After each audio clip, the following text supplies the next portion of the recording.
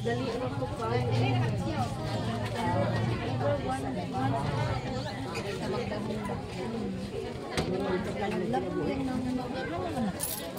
Sa niya tayo. Bata pa po.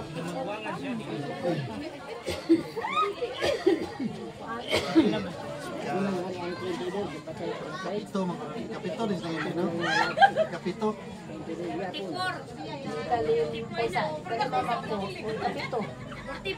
Kapito siya.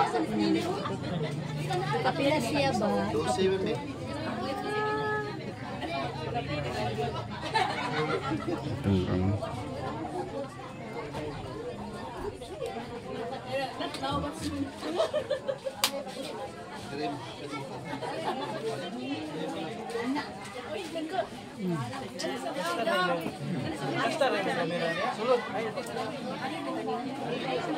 Dili ka matindog eh.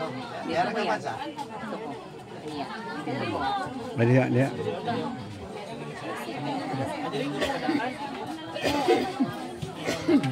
Sindog ni mo, plaster. Ah, diri siya. Sa tubang. Nagtabang dito. Para tubang nga dito. Sige.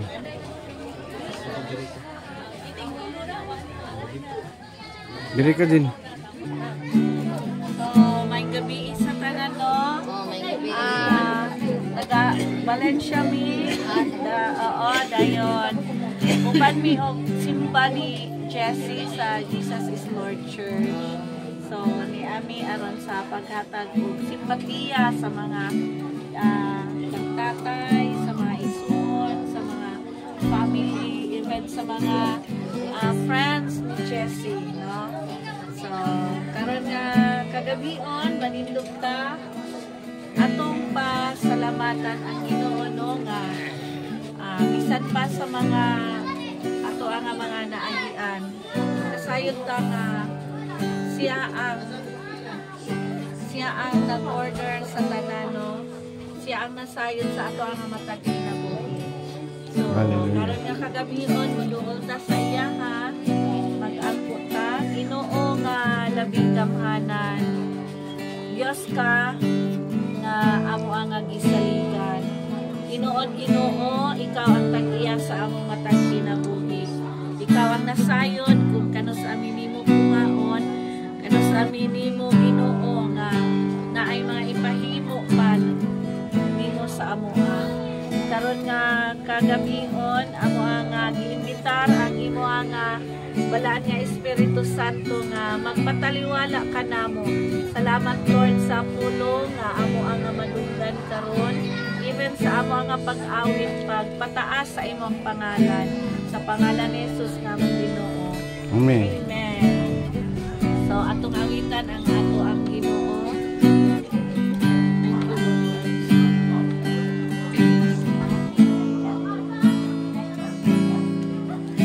Kalisdanan ko,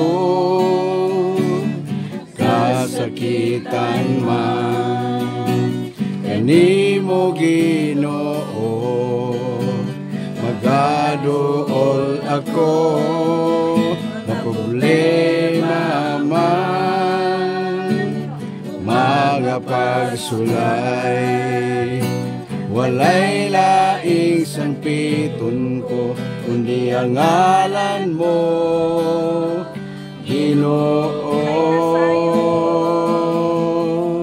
Kay nasayod ko, napamation mo ako, ug andam ka sa pagsapnay, kanako Ginoo.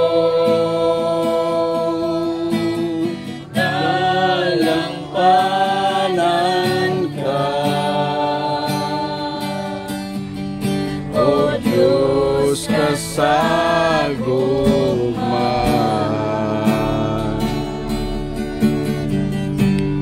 ang kalinaw akong nabatunan, ihalang sa imong kiliran, pagkabuutan mo Ginoo, ikaw ang dalangpanan ko.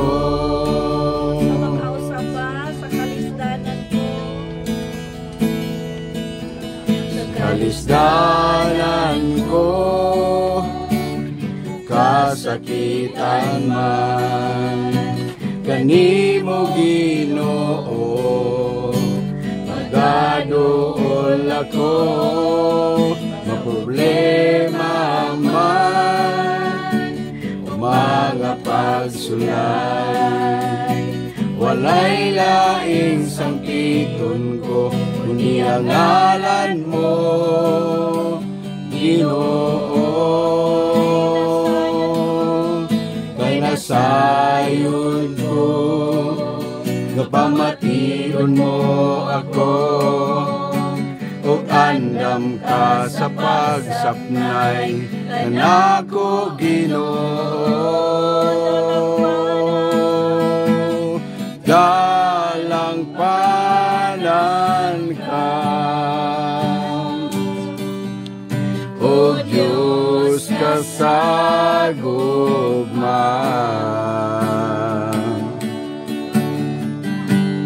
Ang kalinaw akong nabatunan, dihala sa imong kiliran, pagkabutan mo, Ginoo. Dalang panan ka, o Diyos kasagugma.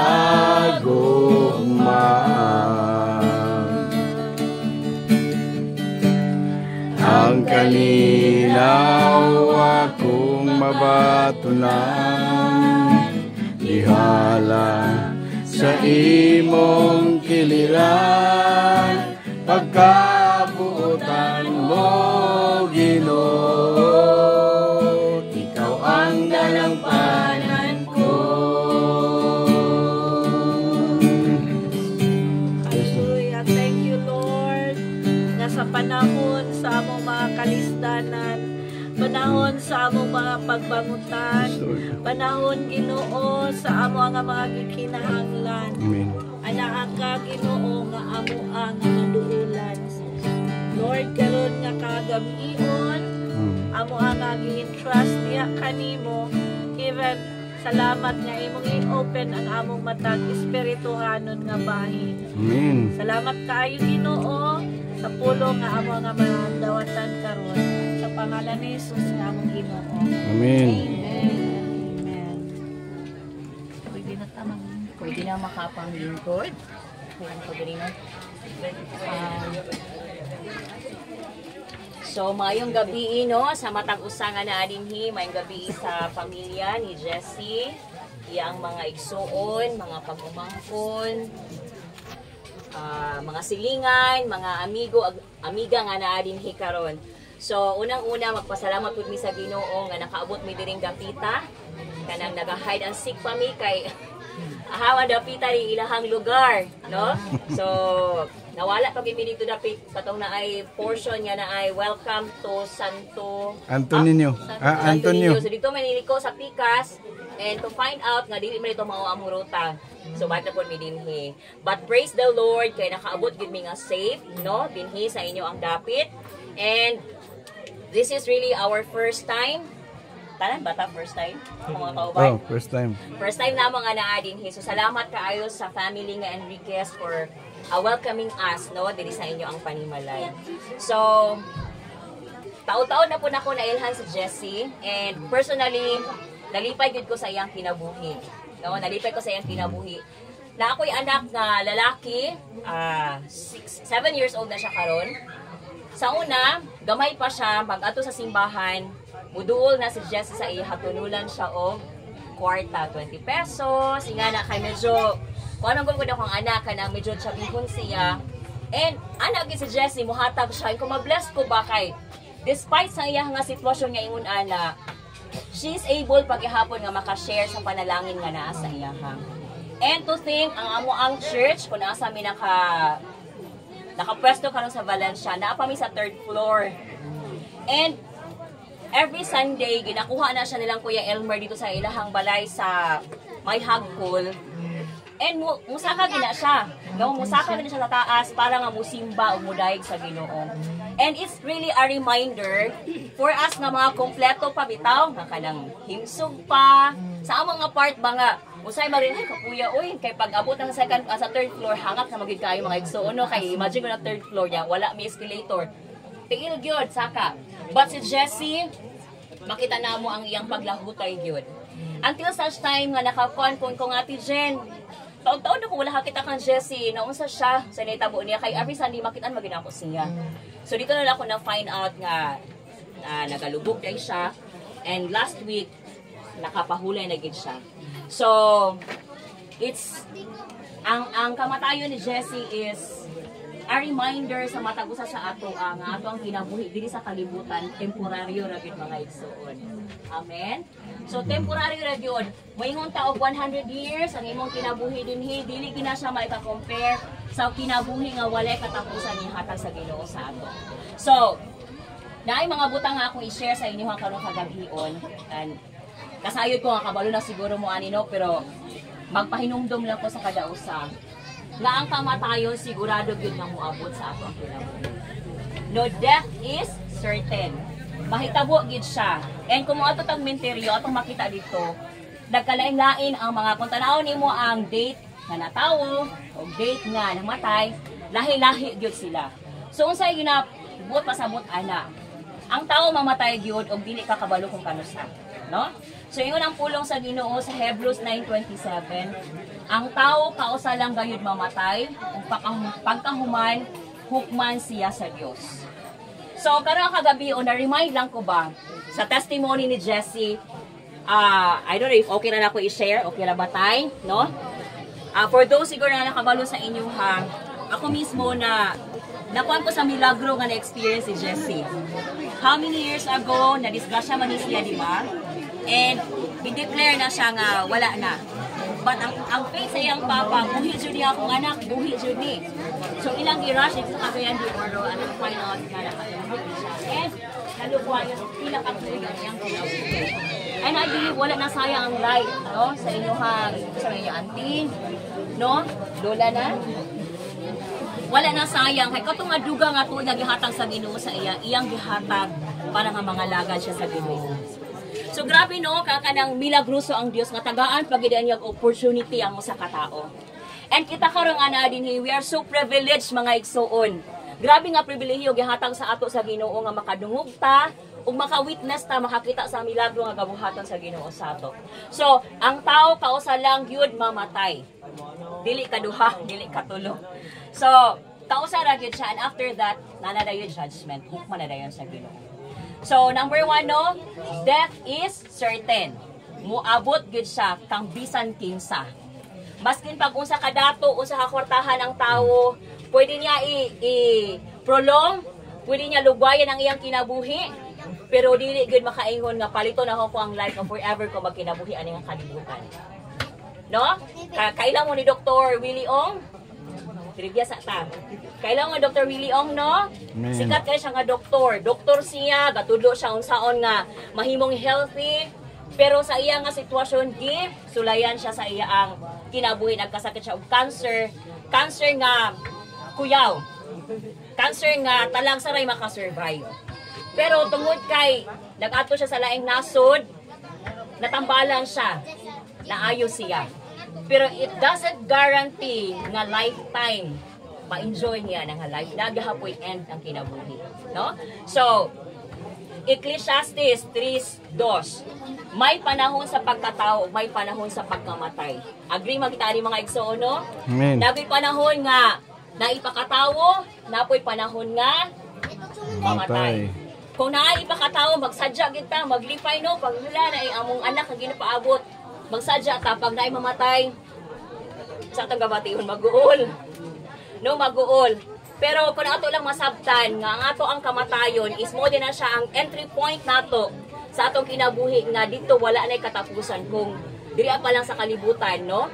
Dili siya mahimong do sakit siya, painful kay syempre atong loved one mawala.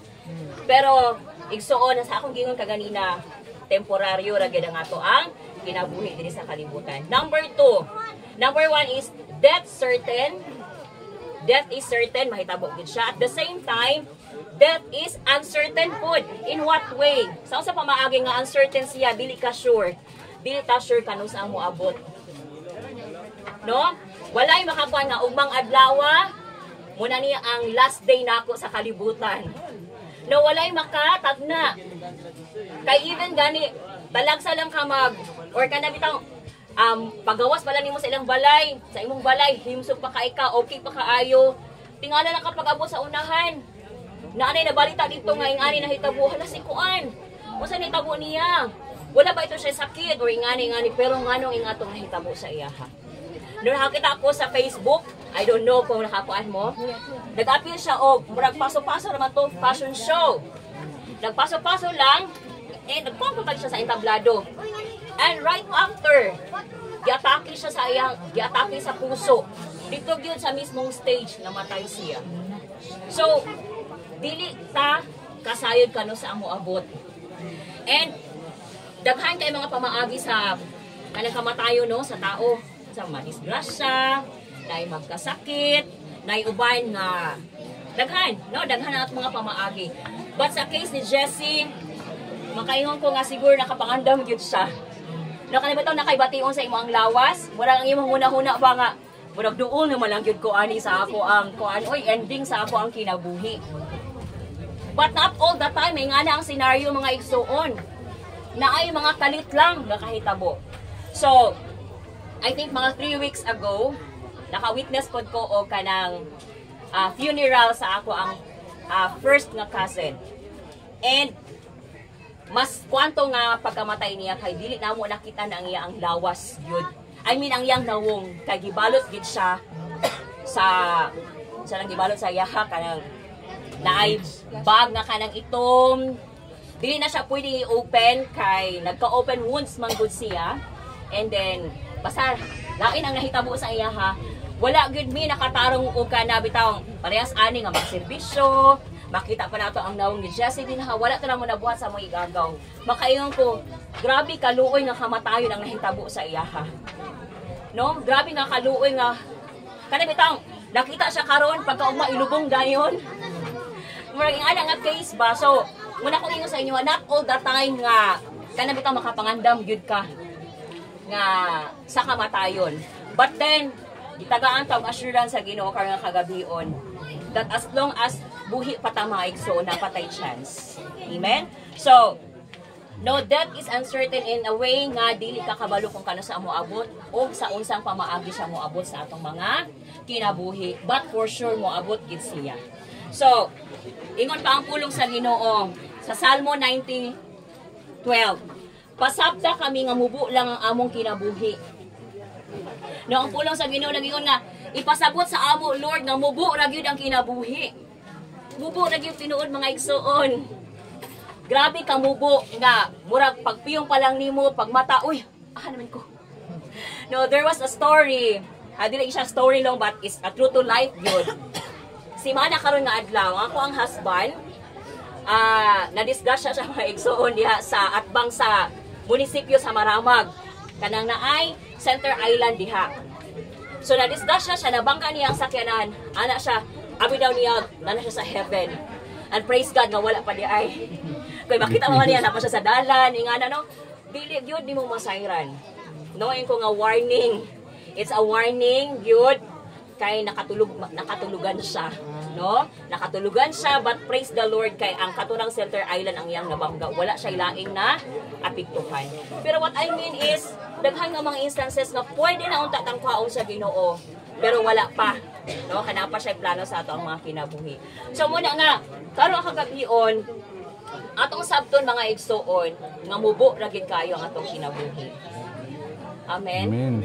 Mubo gyud kaayo, maihap ra gyud sa atong mga tudlo ang number of years nga pwede natong stay diri sa kalibutan. Now, since ingana man ang sitwasyon no sa atong kinabuhi, mga igsoon kinahanglan maging andam ta kanunay. No si Jessie, I believe ningon matoya ang kuan igsoon ganina nga kung unsay may tabo sa iya ha, then so be it, no? And I believe nga na siya is relasyon sa Ginoo. So pag naatang relasyon sa Ginoo, dili mataangay gid mahadlok, no? So how to be ready? Unsaon nato nga mahimutang andam? Aside sa mga butang ani nga kalibutan nga atong pangandaman, unsa man atong ginapangandaman diri na kay St. Peter, na usa pang mga dayong diri. Dayong, usa pa nang kaibigan na diri ang kadamit na apod. So naga-involve ta ana in preparation para og kita na po nang nadin ha, dili mabugatan ang atong pamilya nga nahibilin. Kay dili barato ang gasto mga igsuon. Tinuoray nga pagka-istorya gasto gid siya. Muna natay preparation nga ginabuhat. No, ang uban ay mga insurance. Na insurance kay in case na mahitabo ang pamilya nga nahibilin dili maghilak nga grabe nga hilak kay di ay to daghan kaayo og kinahanglan bayaran kay wala naka-prepare. So aside from that, na mga preparation nato, ang pinaka-importante nga atong i-ready sa atong kaugalingon yun. Kani atong kaugalingon ang pinaka-importante nga atong pangandaman. Kay kani manggod siya mo abot sa punto nga mga atubang kita diha sa Ginoo. So number 1 nga atong buhaton para mahimutang ready mga igsoon, atong iluhon og dawaton gyud si Jesus nga atong personal nga Ginoo og manluluwas. Regardless og unsa imong relihiyon, bisan unsa imong relihiyon, but be sure, siguraduha igsuon nga ikaw na ay relasyon, nakaila ka og gidawat nimo si Kristo Jesus na imong personal nga Ginoo og manluluwas. Muna pinakauna nga himuon nimo. Ang ikaduha, atong itugyan ang atong kinabuhi diha sa Ginoo. Kay nga naman, apart from the Lord, kung wala ang pagpamuhat sa Ginoo sa atong kinabuhi, wala gitay mahimo. Nga even gani ang kusog, ang kaalam nga ato ang ginagamit matag adlaw dili ato logikan sa Ginoo. So atong itugyan ang atong kinabuhi diha kani. Number 3, magkinabuhi kita nga na ay Kristo sa ato ang kinabuhi. Ang atong paglawig ani nga kalibutan mga igsoon. Kabalo ko nga dili sayon. Daghan kaayo mga challenges, daghan kay mga problema. Kinsa man diri sa ato akan walay problema nga ginatubang. Kinsa diri ang hayahay. Nga kana maingon na lang ba nga wala kay problema ay. Naama diri makaingon nga nga hayahaya na kung kahimtang oy ako kay problema. Sino kita? Wala, I believe, wala. Bisag kinsa sa ato, mga bata, matigulang na ano ginatubang nga mga pagsulay karon sa kinabuhi. But, mahimong gaan ang tanan kung naatay Kristo sa ato ang kinabuhi. No? So, ingon ang John 3:16, memorize naman siguro mo ani, kay gihigugma gayud sa Dios ang kalibutan, mao nga gihatag niya yang bugtong anak nga mao si Jesus aron nga si bisan kinsa nga mutuo kaniya dili malaglag kun dili makaangkon hinuon og kinabuhi nga walay katapusan. So karon kagabion gusto na ako ipahibalo sa ato ang tanan igsuon na ay kinabuhi nga walay katapusan nga giandam ang Ginoo sa ato sa katong mga tao nga nagdawat kaniya isip iyang Ginoo manluluwas. Akong balikon, regardless of unsa ang imong relihiyon, Catholic man ka, SDA man ka, bahala kung sa imong relihiyon, ang pinaka-importante ikaw adunay relasyon diha kang Kristo. So, ang 1 John 5:11-12 nagaingon po siya. Ug mao kini ang pagpamatuod sa Dios nga kita gihatagan niya og kinabuhi nga walay katapusan. O kining kinabuhi anaa sa iyang anak. Kanang kinabuhi nga walay katapusan na sa iyang anak. Kinsang anak yang ginamin? Si Jesus Christ, no? Si bisan kinsa. Take note mga igsoon. Si bisan kinsa nga anaa diha kaniya ang anak may kinabuhi nga walay katapusan. Pagkanindot kay sa pulong sa Ginoo.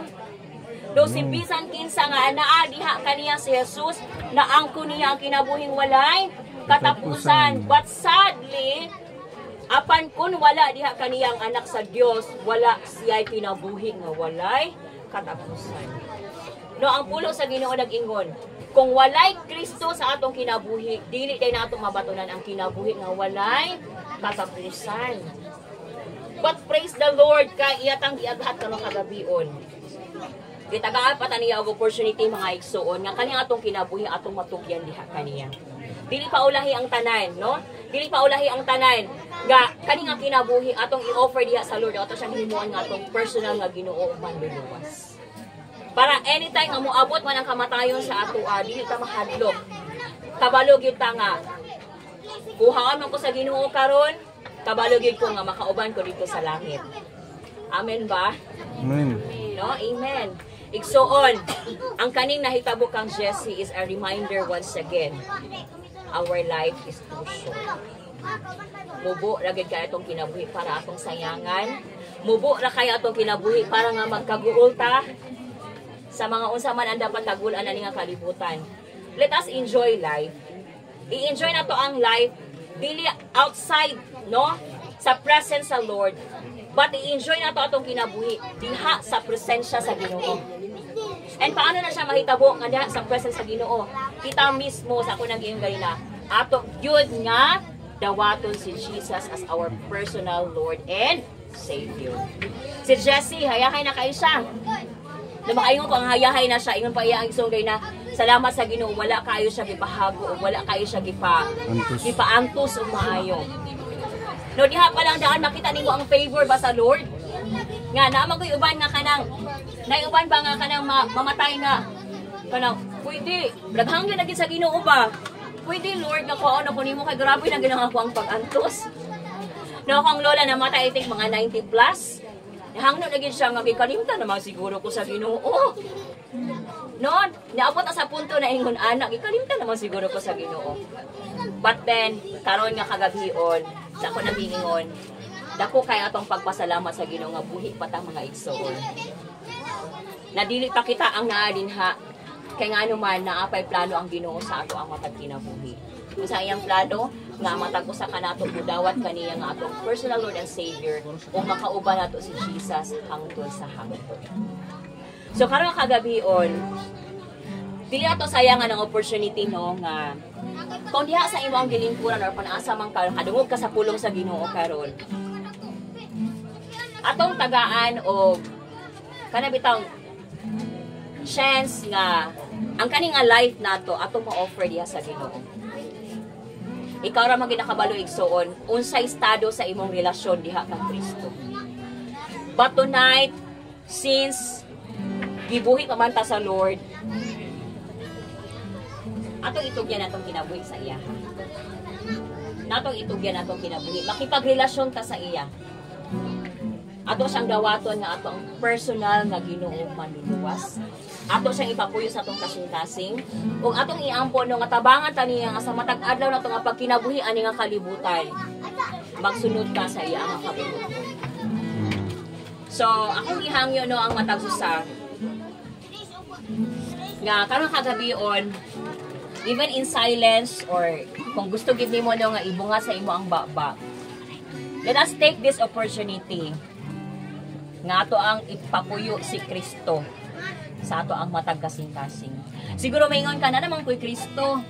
Salamat sa Ginoo. Na ko'y Kristo pero medyo hindi man maayo akong relasyon karon kay ngani akong gibuhat ring ana.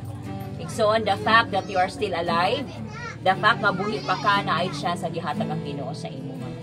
So pwede ninyo i-close ang inyong mga mata and mo follow lang mo ani nga mga prayers. Amahan na mo nga langit nun. Amahan na mo nga langit nun. Daghan kayong salamat. Daghan kayong salamat. Sa imo ang pulong. Sa imong pulong. Salamat o Dios. Salamat o Dios. Sa kahigayunan. Sa kahigayunan. Nga kami. Makaduol pa diha. Makaduol pa diha. Kanimo. Among giangkon. Nga kami nakasala. O nakabsan sa imong himaya. Karon nga kagabhion. Akong ablihan. Ang akong kasing-kasing. Dawaton ko ikaw. Nga akong Ginoo. Ug manluluwas. Salamat o Dios. Sa pagpasaylo. Sa akong mga sala. Salamat. Ang akong pangalan. May sulat sa libro sa kinabuhi. O Diyos, tabangi ako. Magalakaw. Ani ang kalibutan. Ngauban. Ang imong giya. O ang imong kabubuton. Sa pangalan ni Jesus. Amen. Ako na lang mag-ampo. Labing gamahanan na mga Diyos, daghan kaayong salamat. Unang-una among gipasalamatan Lord ang imo ang dako kaayo nga gugma sa matag usa ka namo. And si Jessie usa ka living nga testimony Lord. Yes, Lord. Kung unsa ka kamaayo nga Dios, unsa ka kamilagroso nga Dios o God sa iyang kinabuhi. Ang kami Lord nga naka-witness amo mga pag-ampo pud Ginoo nga matagamtaman ug masinati pud namo Lord God ang imong pagmilagro sa among mga kinabuhi Ginoo. Lord, ako nagaampo sa tanan nga naa karon diri. Sa tanan nga nakadungog sa imo ang kulong. Padayon ka o Dios nga manglihok sa ilang mga kasing-kasing o silang tibuok nga kinabuhi. Lord, naman sila mga daladala nga mga problema. Apal, salamat nga ikaw nga among Dios nga gamhanan. Able gyud ka nga mutabang ka namo Ginoo. Lord, salamat nga ang pulong nga na-share karon kagabion dili mahimong tawang o God, but Lord, adunay kahimuan sa matag usa ka mga kinabuhi nga naa dinhi. Lord, padayon nga ipasinati ka namo ang imong provision, ang imong pag-provide sa among mga panginahanglanon Ginoo. Ug salamat Lord nga ang imong presensya, ang imong proteksyon masinati sa matag usa. Even o God sa Enriquez na family. Lord, salamat kaayo sa ilang matag kinabuhi. Salamat Lord nga ilang giplaster si Jessie. Salamat Lord nga sa pila ka tuig ila siya giatiman nila si Jessie o God. And Lord, ako mga pag-ampo nga ikaw padayon mag-reward kanila sa mga effort, mga sacrifices na ilang gibuhat para sa ilang igsuon Ginoo. Ug even sa mga loved ones si Jessie Lord nga nakahatag pud o tabang ngadto sa iyaha. Lord, ako mga pag-ampo nga padayon nimo i-supply ang ilang mga panginahanglanon bisan pa sa panahon nga ilubong na siya. Lord, salamat nga naagid ang imong kalinaw. Salamat Lord nga padayon ang imong provision maga-overflow ani nga family. And we pray oh God for peace ani nga pamilya in the name of Jesus. We pray oh God nga strengthen nimo sila. I know nga dili sayon ang mawad-an og members sa family. Apa salamat ikaw ang maga-comfort kanila oh God. Salamat pud Lord. Wala nimo gi palisod-lisod pa si Jessie oh God. Gitagaan nimo siya kapahulayan. And even sa iyang papa, I speak for strength oh God be upon him. Lord, salamat kay ligunon pa nimo si Tatay. Salamat Lord na ang imong grasya, ang imong gugma padayon niya nga masinati. Even o God ang matag usa dinhi, mga igsuon, bagumangkon, mga apo, tanan o God nga adunay relationship o God kang Jessie. Ako nagaampo sa imong kusog. Ako nagaampo o God sa imo ang padayon nga paglig-on ngadto kanila. And Lord, karon kagabion, among ibilin ani nga panimalay ang kalinaw o God, ang gugma, bugbuson nimo sila sa imong gugma. And let the salvation o God, ani nga panimalay ma-experience sa katapusan. Father, dalaygon ka sa walay katapusan, sa pangalan sa Amahan, sa Anak, ug sa Espiritu Santo. Amen. Amen. Amen. Lord, amen. Picture na siya.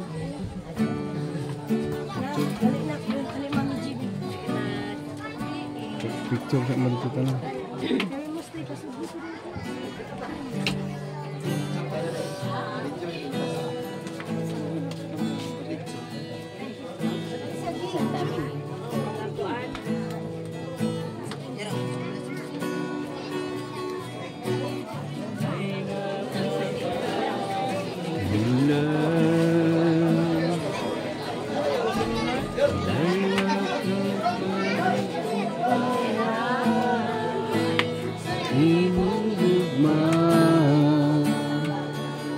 Sige, picture na sila. Doon, ito. Ang langit, gugma mo para sa tanan. Luhod ako sa tiilan mo.